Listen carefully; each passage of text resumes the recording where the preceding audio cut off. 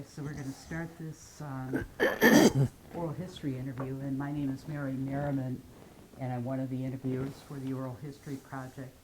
And I'm interviewing Jerre today, and I'm going to ask him to just introduce himself, tell me where you live, and then perhaps talk about your family. Did you grow up in this area? Who were your parents? If you can, give me their names. That way, that helps to locate this as a historical background. So just give me your name and address and who your parents were. Yeah, I'm Jerre Freiberg. I live here in Lancaster. I've lived in Lancaster my whole life, all but the period of time that I was in the Navy.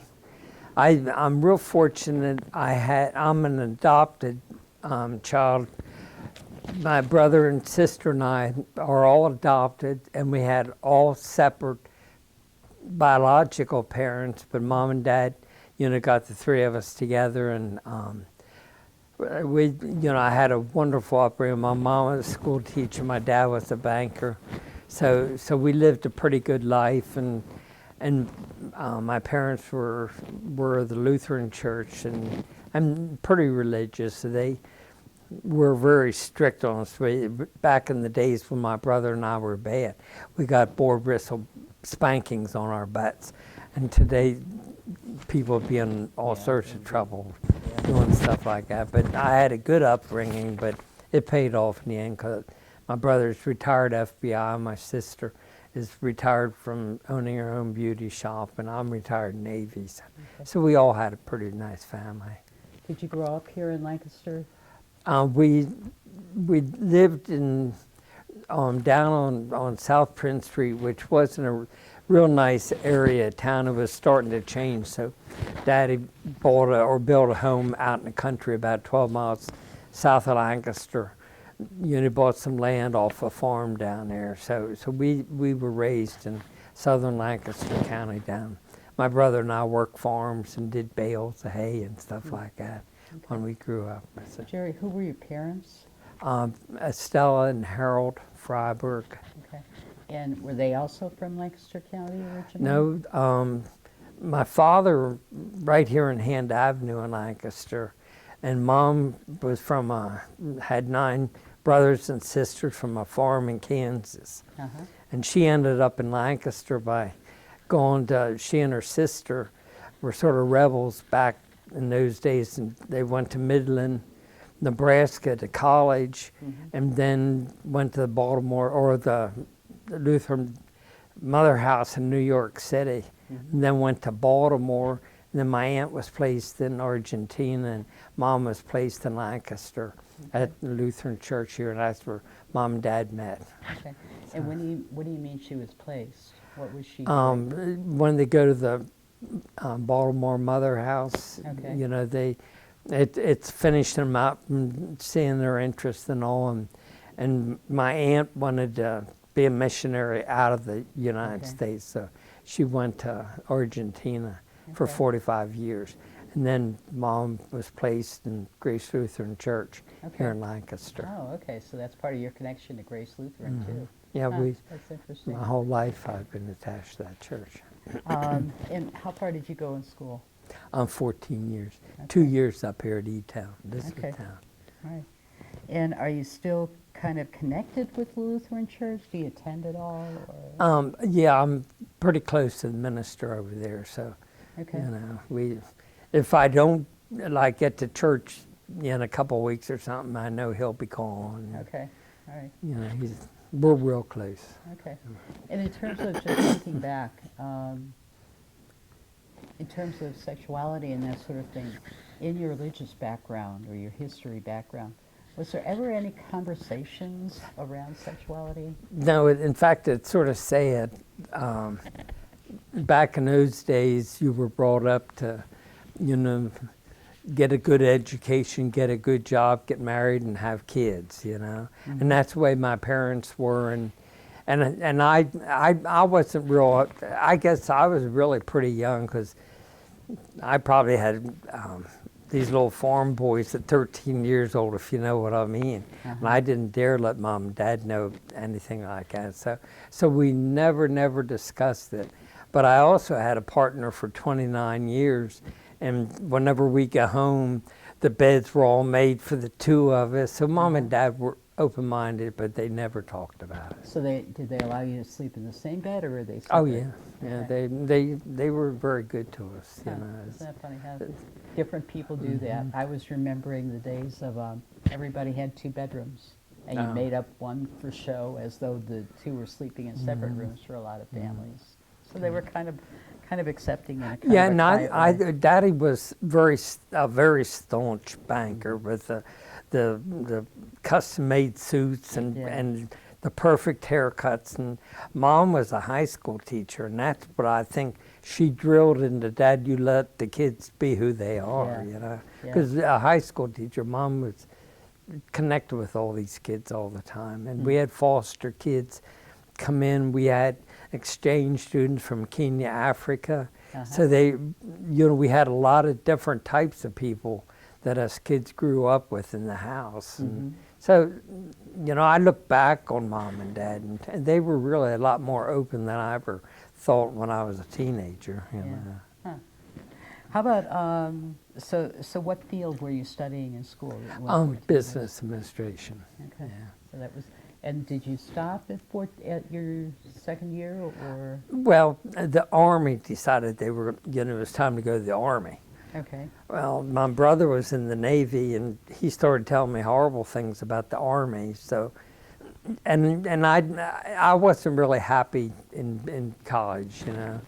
So, when us kids grew up, we traveled all the time. Mom and Dad always traveling, so I always thought it'd be sort of fun to join the Navy. So, So I that's joined what the you did. Navy. And how long were you in the Navy? 22 years. Oh, okay. So that was a long history. Yeah. Were you out at that point, or no? I ended up about just a few months after I joined the Navy. I ended up with my partner, who was a sailor on another ship. Oh, okay. So we had a terrible time adjusting things there. But after 8 years, we tried to decide what to do. I liked the Navy a lot. He didn't care for it too much. Yeah. And he wanted to go in real estate. So I thought, I stay in the Navy, he go in real estate, and you change real estate offices all over the country. So he got out of the Navy and stayed in real estate, and I stayed in the Navy. So, but it was horrible, because back in those days, if they found out, you'd be kicked out. So I had to be a good boy for 22 years. Were you ever investigated at all while you were in the Navy? If so, I didn't know about it. Okay. I mean, it had to be obvious that, 2 guys living together and buying houses together and always together, but we never had any issues, and no one ever questioned me. And I really had good jobs. I know when I went to work in the Pentagon, I got the highest security clearances. So there was some investigating going on there, which I'm surprised something didn't come up. And When did you retire? 1986. Okay. Huh. Yeah, I was fortunate there. I went as high as you can go in the military, so I'm well cared for, as far as nice retirement, medical, and all that. So, but I loved the Navy and the traveling, What were you? What was your occupation? I was a yeoman in the Navy. Which did But, what? What did a yeoman do?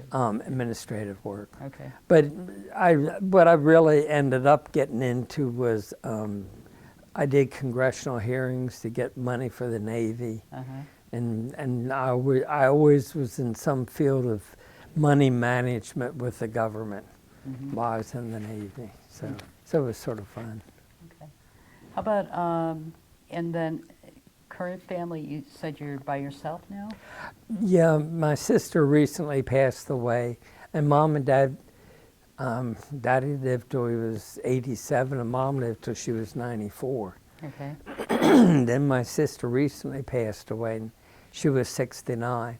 And I have a 75-year-old brother living in Sarasota, Florida. He's retired from the FBI. But I just have my brother now.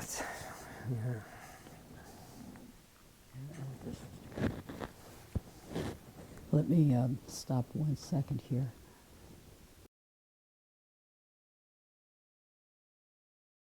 Okay, how about partners?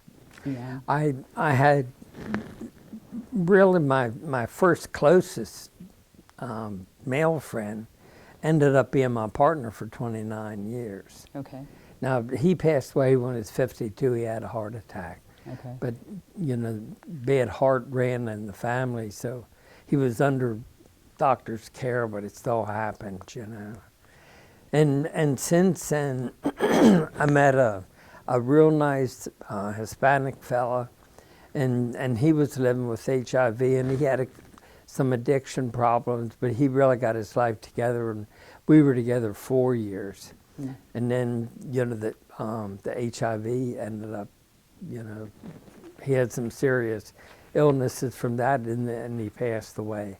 And I've been single now for a long time, you know. I have a good friend, you know, but you know, I'm single. I don't like it. I don't like being single, but when you get my age, just I don't know, whatever comes along is nice. Yeah. It's hard to meet people too as we're getting older. I was by the Tally-Ho the other night, and I still can't figure out if that's open or not. The loft is upstairs, but everything's always dark. I don't go down. I don't go to the Tally-Ho. You know, they're so cliquey and all. There was another, the Sundowner. I'd like to go up there for the music. And are they still open? Oh, okay. Oh, they're doing Didn't know real they were. well. Oh, okay. They're doing. And is this still primarily women, or Yeah, is it women. both? Yeah. Okay, interesting. How about organizationally? What organizations have you worked with in? When I retired from the Navy, I guess it was all over my paperwork that I did government money. So it was very easy to be hired for Lancaster County's budget analyst. Oh, okay. And I liked the job, but I hated the people that I worked for. Every department had insisted on getting the bulk of the money, and then me asking for all the justifications and things like that, and then weeding out the money. It was a horrible job. But it was a good job. I got to know Lancaster County real quick after retiring from the Navy. You know, how they, you know, they were sort of, they were good for their own department, put it that way. But I left there and went over Director of Administrative Services for the Lancaster Guidance Center. Okay. And there I had like 3,000 MHMR clients and 42 case managers, and I never worked case management in my life. So that was quite a challenge. Was that employed? Yeah, I was. As a job? Yeah, Okay. I was Director of Administrative Services over there. And that lasted for a couple of years. But in the meanwhile, I was diagnosed with HIV. So I got very involved in that, and then it didn't take long till I had an HIV organization of my own. I was director of the Betty Phineas Corporation, which addressed housing needs for people living with HIV and AIDS. And I had that job for 7 years, and I really enjoyed that. You know. And then I retired from that in February of 2002, and I've been sort of on my own ever since. You know. Okay. So are you involved with any organizations at this point? No, Okay. no. I'm going to kind of jump over to that important event. So you mentioned it a couple times. But I want to do one thing. I want to make sure this is recording right, because I'm getting a message that says access.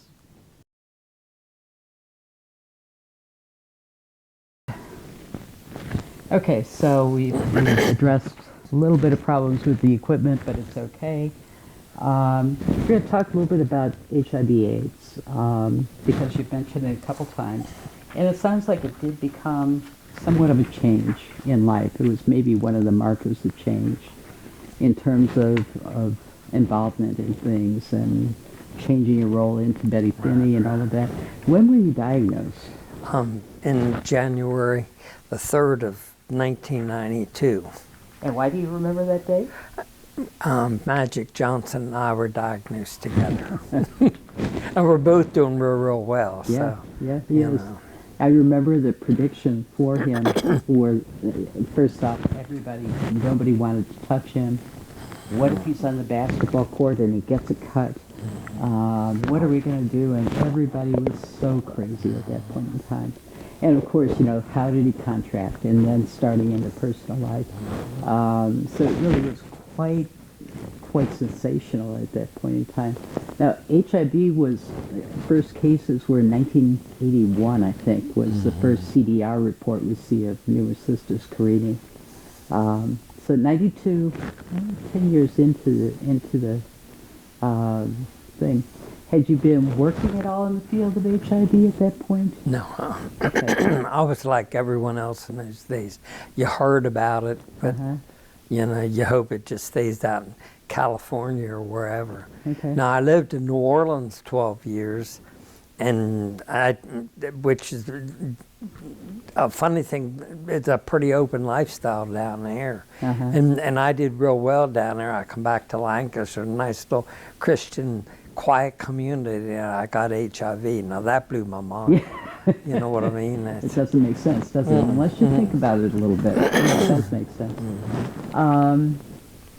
And so, what was Lancaster like at that time for living with HIV? Any organizations or anything? There was really, I asked my doctor, is there a bunch of us that have this that I can maybe team up or meet someone living with it? And he says, not really, but you need to go to Hershey Medical Center for your treatment because, I read the books upstairs. And he took me up and these medical journals that had stuff on HIV, didn't impress me at all. You know what I mean? Because it wasn't clear, so they didn't know what they were talking about. So I did go up to Dr. Zerlo. He was the infection. It was the infection control clinic up there. So, and he was a real nice guy. And then I realized there's a ton of people have this, more than I ever thought. But Lancaster finally, I think, 10 years later or something, they finally opened up a clinic. Well, I think 12 years ago. They opened up, and then I transferred down here. Okay. So the clinic was only 12 years ago? Yeah, I think in 2002, Okay. Dr. Kurtner opened, I think. And was Lancaster AIDS Project around in 1992? Yeah, I met a guy, that's when I met Bob, Okay. Word gets around a little bit with some of us, And then Bob and I became real good friends, and we started going down to Soccer. They had a HIV support group down there, and there was about 20-some people went to that group. So Bob and I really enjoyed that. So he was in a wheelchair at that time, and it was they were having their meetings at Crispus Attucks in the basement. So we bounced him down in a wheelchair, and that it was actually fun. Some people were a little bit upset when they were first diagnosed, but Bob and I, it was fun, like sort of taking them under our wing. And This is Bob Kingston. Okay. Yeah. Because I was pastoring in MCC in '87. There wasn't a lot of activity, and I was trying to remember when LAP actually started, when the Lancaster AIDS Project actually began. So it had to have been somewhere in that '87 to '92 period. Yeah. I'm not sure. Yeah, but it was closer to 90. Like 89, 90. Yeah. Started back in the garage here, Bob's, there on Mulberry really? Street. Huh.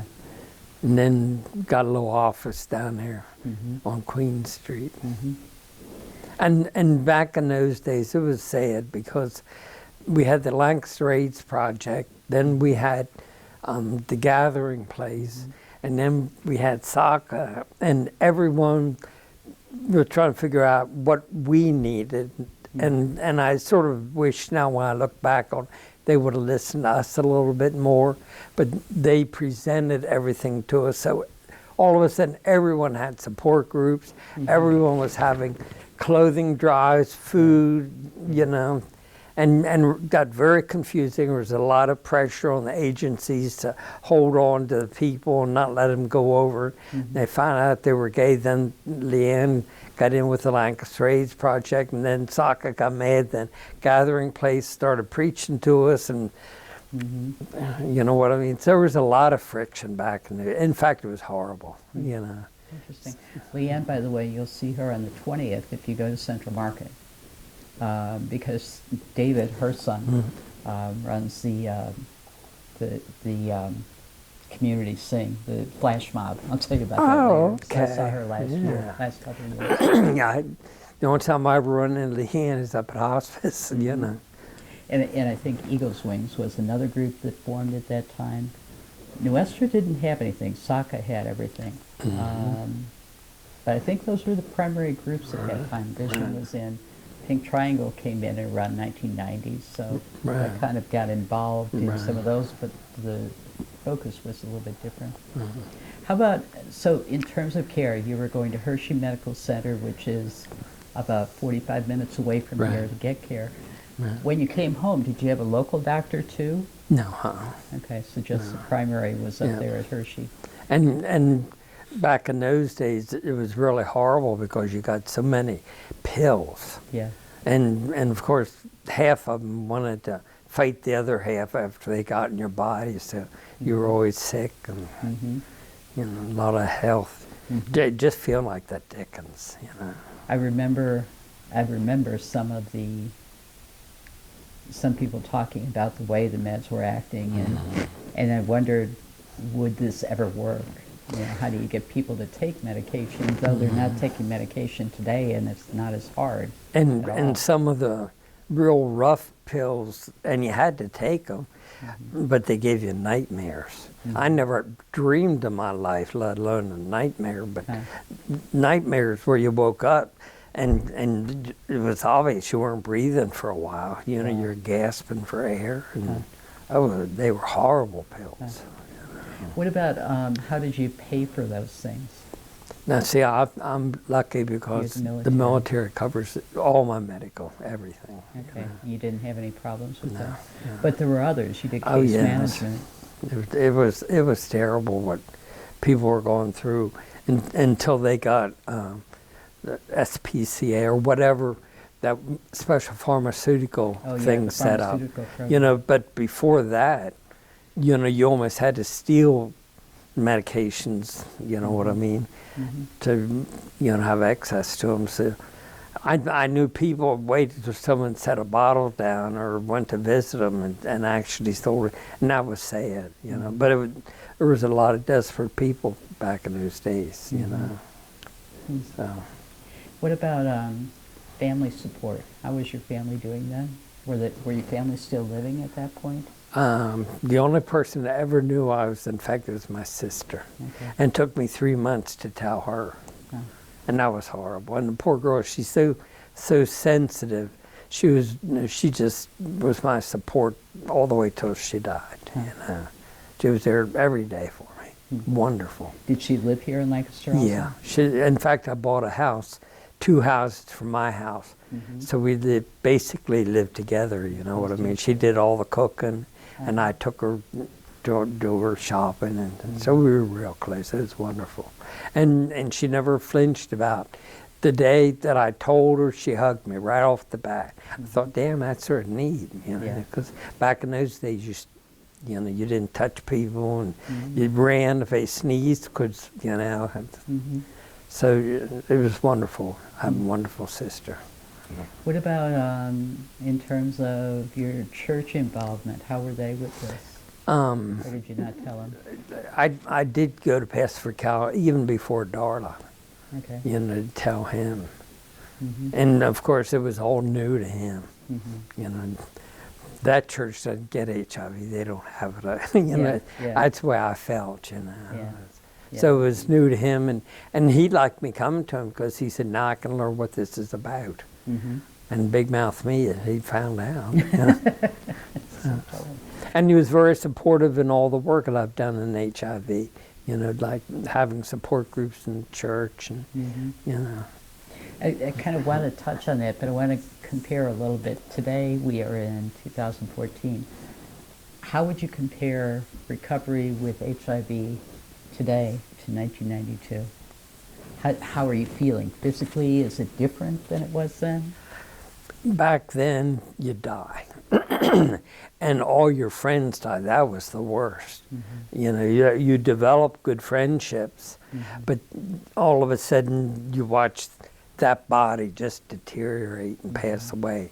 And then that took part of you, So I don't know how many funerals I ever went to, with this disease, but now, with the medication, the only ones that get sick now are the ones that don't take their pills or, abuse their body in some way, But back then you died, now you live if you do what you're told to do. So black and white, I know one of the pastors in town that was significantly involved was Pete Greenfield. And I saw Pete, a couple months ago. I saw him. He's living over near Calvary Homes. Oh, is that where he is? He's now? across the street from Calvary Church is where he lives. And he's doing well, living with his wife, but she's also... Yeah, I see him at the Giant. Yeah.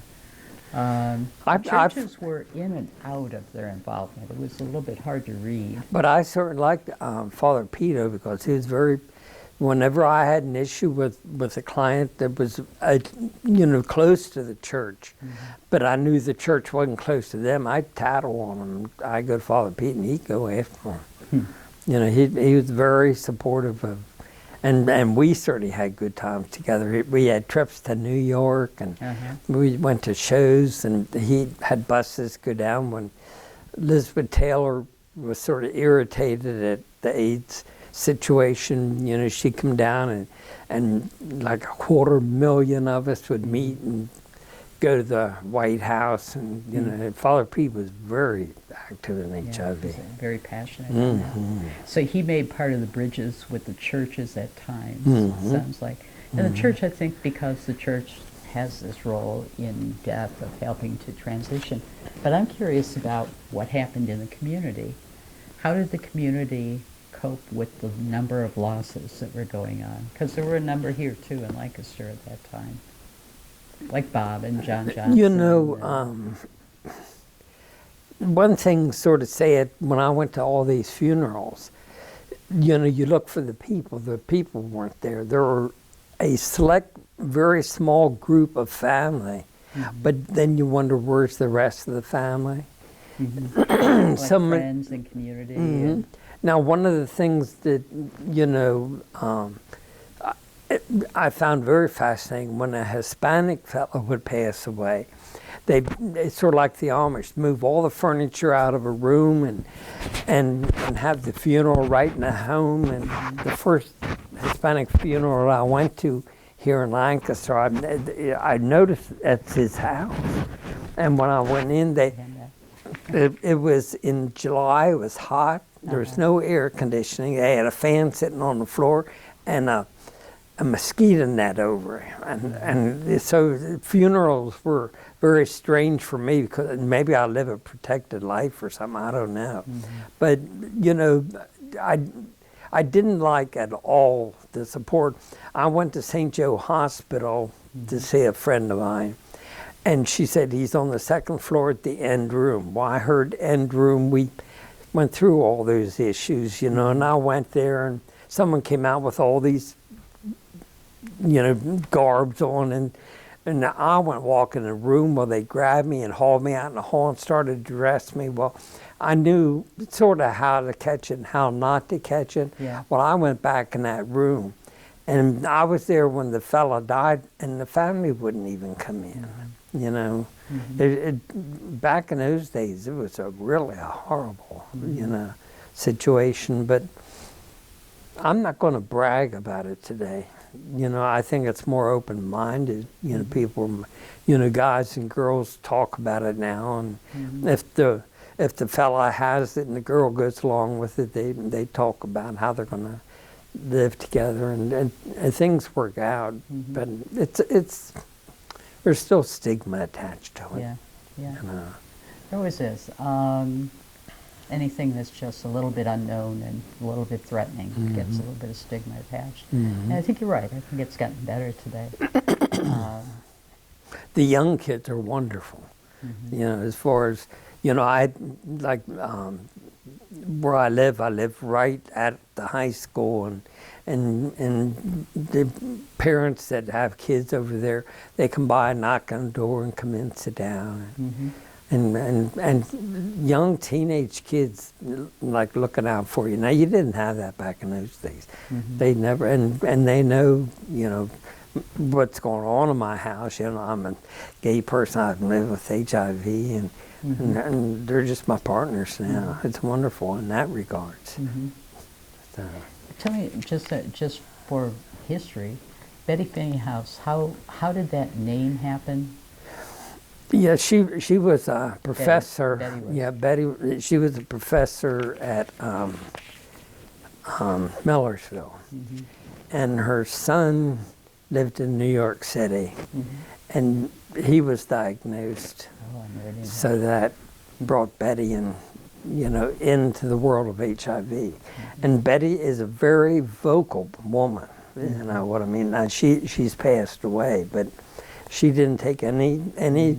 She studied hard, and she had a son in New York that had lots of friends with HIV. So Betty really learned real quick what it's like to live with HIV. And then she came back and saw how horrible people were being shunned down here in Lancaster. So she and Father Pete, they put their foot down and says, we're going to do something, you know. So, you know, we figured out all the things that were being taken care of. Like I said, everyone wanted to have support groups and this and that. So we figured out one thing that was missing, and it was housing, to help these, you know, low-income people or homeless people living with HIV. So we put together a nonprofit to address housing needs for the low-income people. And then Betty was instrumental in helping put that together. So we had a meeting trying to figure out what in the heck to call it. So we called it Betty Finney House Corporation. So, but Betty was just wonderful. I had 72 clients and apartments all over the city. And if anything I needed, I called Betty, and she'd be sitting with that client. And she was wonderful. There's also a Betty Finney Memorial Garden over off of Lemon Street, I guess it is, Northwest. Yeah. Yeah, a lot of people remember her and mention her off and on, even on Facebook, and saying we're missing Betty. Yeah, I really, when it came, you know, when I was director of the Betty Finney House, you know, I had federal funding, which was pretty nice, but it was never enough. So we had to have, we found to be able to make good money in art auctions. Well, you know, we like one time we had a hangar out the airport, and we had live bands. Well, Betty got up there, you would hear a pin drop, you know, and boy, the checks flew. You know, she was really wonderful to the HIV community. There were a lot of allies at that time, people with compassion that really did kind of rise up and see the inhumanity of what was going on. And some of the shows like Philadelphia Story were coming out to try and educate people. How do you think, so today it's a lot more open, people are talking about it more though, and they're even talking about goals of eliminating HIV, at least for a generation, by 2030, I think is the national call, or the World Health Organization call too, with some specific goals. Do you get any contact with anybody in HIV communities at all today? Anybody involved? Some of the support group people call once in a while. Okay. And, you know, I see them in the grocery stores, and, you know, everyone wants, you know, the support groups, everything sort of has stopped in Lancaster. But there's definitely a need that we should be, you know, at least once a month getting together again. We really should. It's, you know, because I really miss those people, you know, that I made friends the last 10, 20, 30 years, you know, Yeah. you never see them now. Yeah. You know. Well, and everybody's aging now, so it's Yeah. another whole new Right. kind of Right. need, I think. And Yeah. that we'll have to talk about a little bit more. Are there, in terms of this interview for the archives at Dickinson, are there things that you would like to add or anything in particular? I kind of covered the list of things. The main thing is never let what I call a small thing get you down. You know what I mean? It was horrible when I was diagnosed. The doctor said, "Now get your affairs in order, and you'll be dead in 8 years." Yeah. I thought, I wanted to say something. You know what I Yeah. mean? Now I went home. I told my partner that, and he was lucky. Now he was tested also, and he was negative. But you know, now that was hard. But you know, after you lived a couple years, and especially when you hit that 8-year marker, and you were the same as you were 8 years ago, and just as active and busy, you know. So the main, you know, some people, you know, I have a lot of friends that lay around all day. They're getting thin from not eating. They don't function anymore. And then I say, "What's wrong?" I said, "Oh, well, I have eaten." "Ah, screw that. You know, let's go." Next thing, they're out running and stuff. If you gotta stay active, you know. Well, and again, I think that's the role of the support group. And I think one of the concerns that I've heard addressed has been what happens when we're isolated and we're alone, and how well do we care for ourselves. So that's another reason for the support group. No, I found myself being depressed on being lonely. You know, I have a friend now, which I'm very fortunate, you know, to have someone around, you know. But there for a long time, well, I broke my leg and I had to sit for an entire summer or stay in bed. You know what I mean? Now, that drove me absolutely insane. You know, I forced the doctor to say, "You can drive." He said, "Drive slow because you can't put any pressure on the brake or gas pedal." But I all but forced him to let me go. You know what I mean? But loneliness just eats you alive. I have more trouble with loneliness than anything now. So, but like I said, I'm fortunate I have a friend. So, The other is I'm gonna give you a brochure for the LGBT Center, because they're starting some groups down here in Lancaster too, that are going to be discussion groups and things like that I think can help to draw people together, whether it's about aging or health or whatever. yeah, I spend a lot of time on the internet looking for stuff. Now, Philadelphia has a lot going, it seems, but up here, you Yeah, know, Lancaster kind of, and in Harrisburg, LGBT Center physically is there. Right. So they're going to start trying to build some things here too, and I think that yeah, would it'd be good. Yeah. And then I think the more the LGBT community comes together in the same way that you mentioned with HIV, to kind of direct that a little bit would be good too. Right. So, okay. Well, I thank you for your time on this. This has been wonderful. And Yeah, like I said, not too many are including HIV to talk about in the, more often what's happened is the world has changed and we're talking about marriage and equality things and things like that, which are just going. They're just kind of flying around now. And life is very different than when you grew up and I grew up too. you know, but if you want to call it a problem, my biggest problem now, since my sister died, you know, I have some rental properties and, you know, material things here on this earth that I gave my will, everything to my sister. Yeah, okay. Now you've got to But redo now that. she's not here, so I'm having a terrible time sorting things out. And in the meanwhile, I have a good friend that got himself in some trouble, and he's in jail. And you know, he wants to get married, you know. So that's a strange one for me because, you know, when I've been with someone for 29 years, but we never had that marriage situation, and that's going everywhere now. So it's, you know, he's putting pressure on me, and And that's a lot to think about now. I don't Yeah. quite know how to handle that, Yeah. but you know, Yeah. I'm pretty good about working issues out. So. Well, call if you need to talk it through a Yeah, little bit. it's, We can it, sit it's down. sort of fun. It's sort of a challenge. How, you know, I can't be the only one in a situation like that. You know. But, We joked when Ruth and I were married, you do the whole wrap your arms around each other and drink your champagne glass. We couldn't do it. Well, we didn't grow up with this at all. It's such a cultural difference to think about some of the ceremony and the rituals and all this, and didn't do any of that. So yeah, back 29 years ago, I don't think we even talked about a commitment to each other. We were just partners. We didn't mess around. And you go on living. But now you meet someone and then there's a commitment. Are we going to get married? and then there's that. all kinds of legal things and a lot of things to be concerned with. For sure. Right now we're just going to go up and visit, sort things out. But that's if that's the only problem in your life, that's a nice one. Yeah, it's a nice You know what I problem. mean? Yeah, I Yeah. guess too.